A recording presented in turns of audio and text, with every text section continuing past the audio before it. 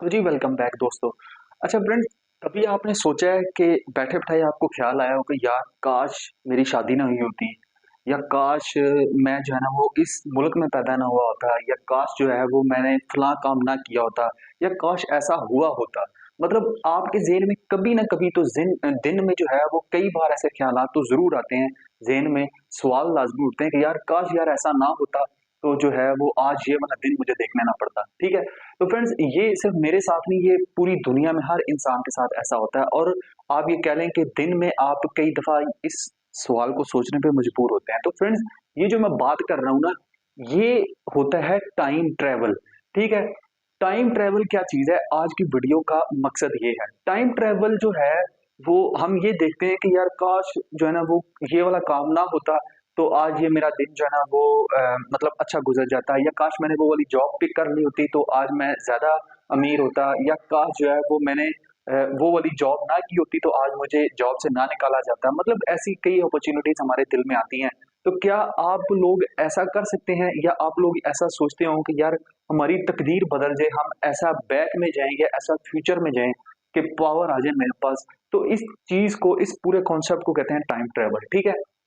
अब ये जो टाइम ट्रैवल है, ये सबसे पहले कॉन्सेप्ट कहाँ से आया ना, ये आपको समझने की ज़रूरत है। उसके बाद मैं आपको बताऊँगा कि क्या इसका इस्लामिक इम्पैक्ट क्या है, इसके बाद साइंटिफिक बेस क्या है इसकी, और सबसे पहले ये टाइम ट्रैवल है क्या, और पोर्टल जो हम ज़िक्र सुनते हैं अपने सोशल मीडिया पे, हमारे जो काफ़ी सारे आप ये कह लें कि इस्लामिक स्कॉलर्स हैं, उनसे बात सुनते हैं, तो हम सोचने में मजबूर होते हैं कि ये सारी चीज़ें हैं क्या और आपस में कैसे लिंक कर रही हैं, साइंस इसके बारे में क्या कहती है, और ये सिर्फ साइंस फिक्शनल कैरेक्टर्स ही हैं या इसका हकीकत से भी कोई ताल्लुक है, इस वीडियो में सारा हम देखेंगे। तो सबसे पहले तो मैंने आपको बताया कि टाइम ट्रैवल क्या है। टाइम ट्रैवल ये है कि आप जो है वो यहाँ पे आज बैठे हैं अपने प्रेजेंट में आप कोई चीज़ सोचें और कहें यार मेरे से वो गलती हुई है, मैंने उसको जाके करेक्ट करना है, दुरुस्त करना है, और मैं वापस अपने पास्ट में जाऊँ और वहाँ पे मैं आपकी जो है ना अपनी गलती दुरुस्त करके वापस आऊँ।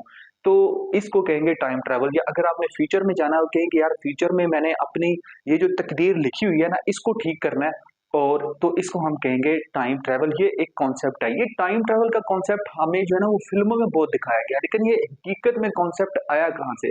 ठीक है, सबसे पहले तो आप ये देखेंगे कॉन्सेप्ट आया कहाँ से। तो ये कॉन्सेप्ट जो है वो 1895 में एक बहुत जो है ना वो साइंस फिक्शनल राइटर थे, बहुत मशहूर है, एच जी वेल्स। ठीक है, उन्होंने अपनी एक नॉवल था द टाइम मशीन, उसके अंदर जो है ना ये सबसे पहले निकाला था कि एक ऐसी मशीन है, और हम अपनी मूवीज में भी देखते हैं। ठीक है, एक ऐसी मशीन है, हम उस मशीन में बैठेंगे या ट्रैवल करेंगे तो वो हमें अपने पास्ट में ले जाएगी, हमें अपने फ्यूचर में ले जाएगी, हमें अपने कार्टून्स, अपनी मूवीज, इनमें ये दिखाया जाता है। मार्वल सीरीज देख लें आप, इंटरस्टेलर देख लें आप, बैक टू द फ्यूचर देख लें, इस तरह की काफी सारी साइंस फिक्शन कैरेक्टर्स फिल्म हैं जिसमें हमें ये चीजें दिखाई गई हैं।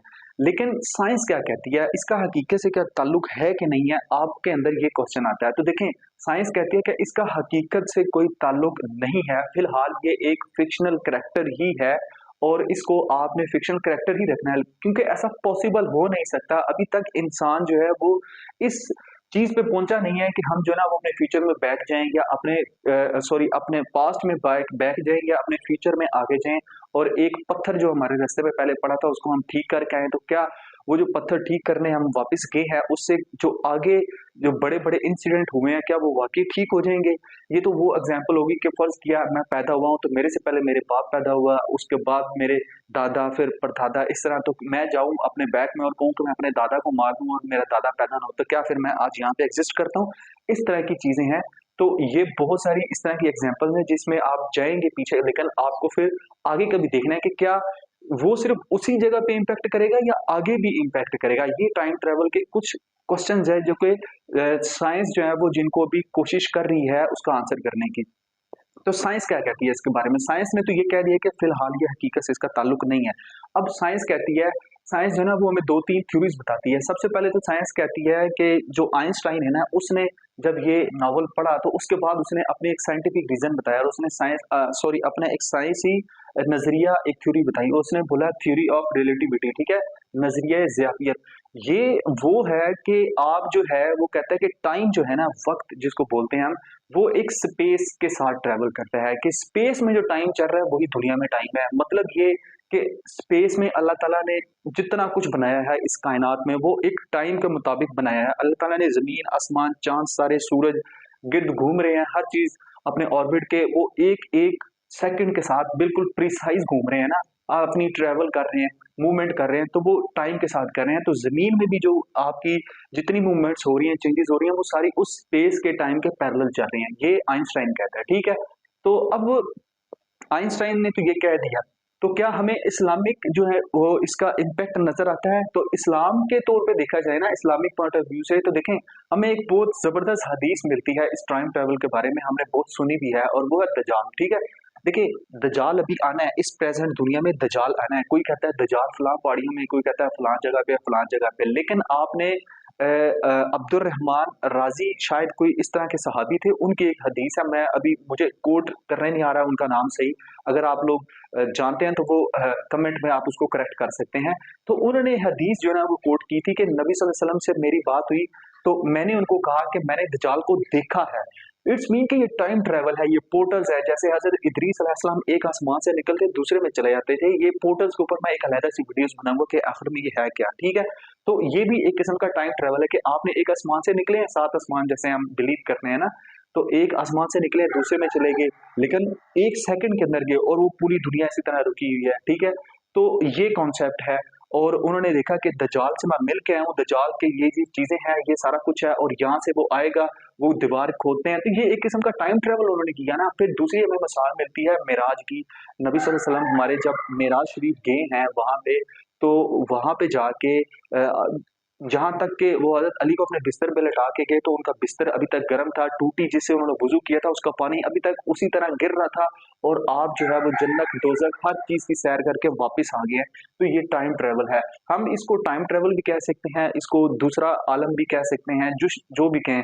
लेकिन साइंस जो है वो इस चीज़ के ऊपर भी बिलीव नहीं करती। साइंस कहती है कि हमें जो है वो टाइम ट्रैवल करने के लिए बहुत ज़्यादा पावर एनर्जी की ज़रूरत है और इतनी पावर एनर्जी की ज़रूरत है कि हम जो है वो अभी तक इस तरह की कोई मशीन या कोई ऐसी डिवाइस नहीं बना सके हैं, क्योंकि इसके लिए हमें इतनी एनर्जी चाहिए कि इंसान अभी तक उसके ऊपर सिर्फ वर्किंग कर रहा है, इसके ऊपर काम कर रहा है, लेकिन अभी तक इसके ऊपर कुछ बना नहीं है, क्योंकि ये एक किस्म का पैराडॉक्स कॉन्सेप्ट है ना। पैराडॉक्स मैंने आपको जैसे बताया कि मैं बैक में जाऊं, अपने दादा को परदादा को खत्म करके आऊं और फिर मैं कहूं कि मैं जिंदा रहूं, ऐसा तो हो नहीं सकता। ये पैराडॉक्स कॉन्सेप्ट है, या आप इसको वर्म होल्स या टाइम लूप्स भी कह सकते हैं कि आप जो है ना वो वापस जाएं अपने पास्ट में और जो है और या स्ट्रिंग्स कॉन्सेप्ट भी इसको कहते हैं, और जाके अपनी चीजें जो आपको अच्छी लगती है वो चीज चेंज करें और उसके बाद कहें कि मैं जो उसके साथ इंसिडेंट हैपन हुए हैं उस टाइम के वो उधर ही रहें, सिर्फ मैं अपना जो रिलेटेड वाक़या हुआ था उसको ख़त्म करके जो है ना वो वापस आ जाऊँ। तो ये चीज़ें साइंस है ना वो अभी तक इसको बिलीव करने के तैयार नहीं है, लेकिन जो साइंटिस्ट हैं वो इसके ऊपर वर्किंग ज़रूर रखे हुए हैं। तो फ्रेंड्स अपनी फीडबैक मुझे दें कि ये टाइम ट्रैवल आपके कॉन्सेप्ट समझ आता है, या आपने खाली इसको मूवीज़ में ही सुना है, या आपने कभी सुना ही नहीं है इसको, आप इसको कैसे देखते हैं? और साइंस और इस्लामिक पॉइंट ऑफ व्यू से आप जो है ना इसको कैसे लेते हैं? तो इंशाल्लाह किसी नेक्स्ट टॉपिक में मिलते हैं। अल्लाह हाफ़िज़।